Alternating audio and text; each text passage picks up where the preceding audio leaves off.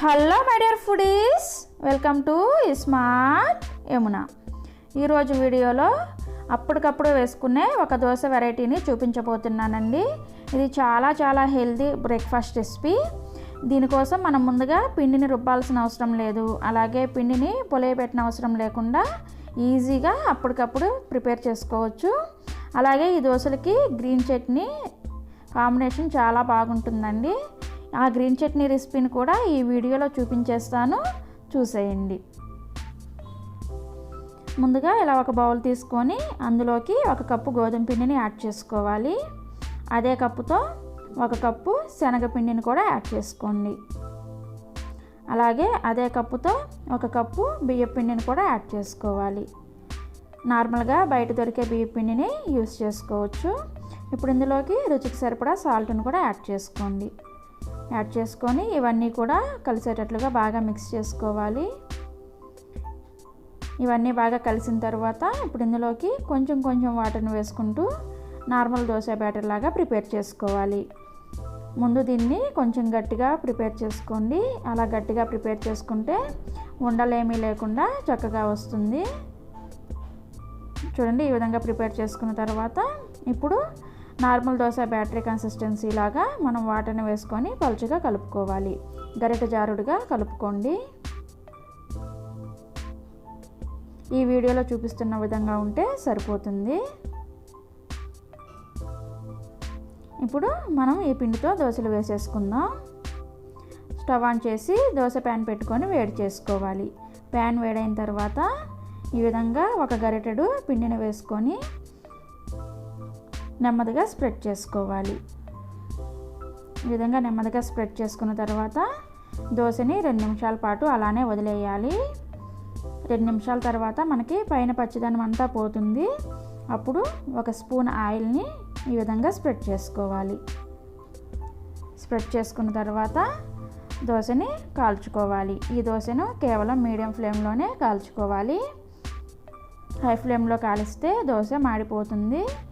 Medium ఫ్లేమ్లో ఒకవైపు మంచి కలర్ వచ్చే వరకు కాల్చుకొని తర్వాత రెండో వైపుకి నెమ్మదిగా తిప్పుకోవాలి. చూడండి, ఒకవైపు బాగా కాలిపోయింది కదా. ఇప్పుడు ఈ సైడ్ కూడా బాగా కాల్చుకోవాలి. మీడియం ఫ్లేమ్లోనే కాల్చుకోండి.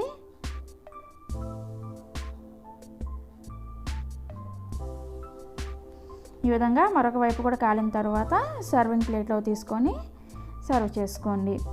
ఇదే విధంగా మిగతా పిండిని కూడా దోశలాగా వేసుకోవాలి. మీకు ఒకవేళ దోశ పుల్లగా కావాలనుకుంటే 2 స్పూన్లు పెరుగును కూడా యాడ్ చేసుకోవచ్చు.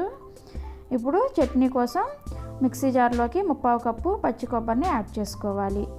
అదే కప్పుతో 3/4 కప్పు శనగపప్పుని యాడ్ చేసుకోవాలి. దీన్నే పుట్నాల పప్పు అంటారు కదా. ఇప్పుడు అదే కప్పుతో 1 కప్పు ఫ్రెష్ కొత్తిమీరని యాడ్ చేసుకోవాలి.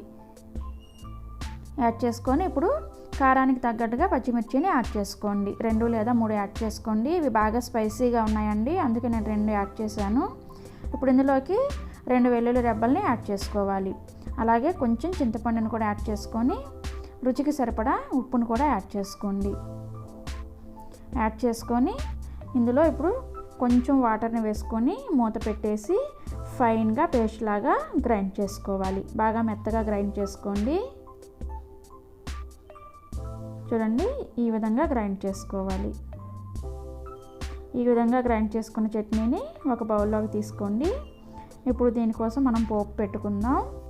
పోపు కోసం స్టవ్ మీద పోపు గిన్నె పెట్టుకొని వేడి చేసుకొని అందులోకి 1 టేబుల్ స్పూన్ ఆయిల్ వేసుకొని వేడి చేసుకోవాలి.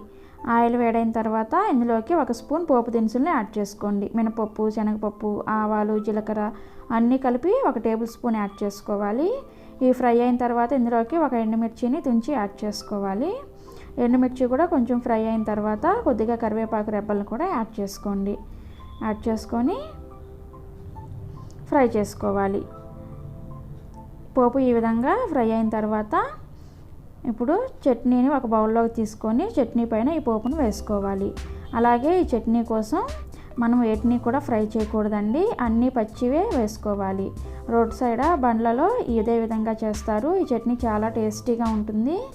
ఒకసారి ఈ విధంగా ఈ దోశలు వేసుకొని ఈ చట్నీని ప్రిపేర్ చేసుకొని చూడండి, మీకు కూడా ఖచ్చితంగా నచ్చుతుంది. మీకు కనుక ఈ బ్రేక్ఫాస్ట్ రెసిపీ నచ్చినట్లయితే ఈ వీడియోని లైక్ చేసి మీ ఫ్రెండ్స్ అండ్ ఫ్యామిలీ మెంబర్స్కి కూడా షేర్ చేయండి.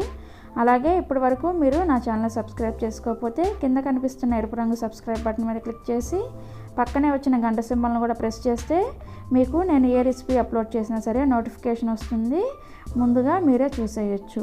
ఈ వీడియోని చూసినందుకు ధన్యవాదాలు. Thank you so much for watching. మరొక వీడియోతో రేపు మళ్ళీ మీ ముందుకు వస్తాను. Bye bye.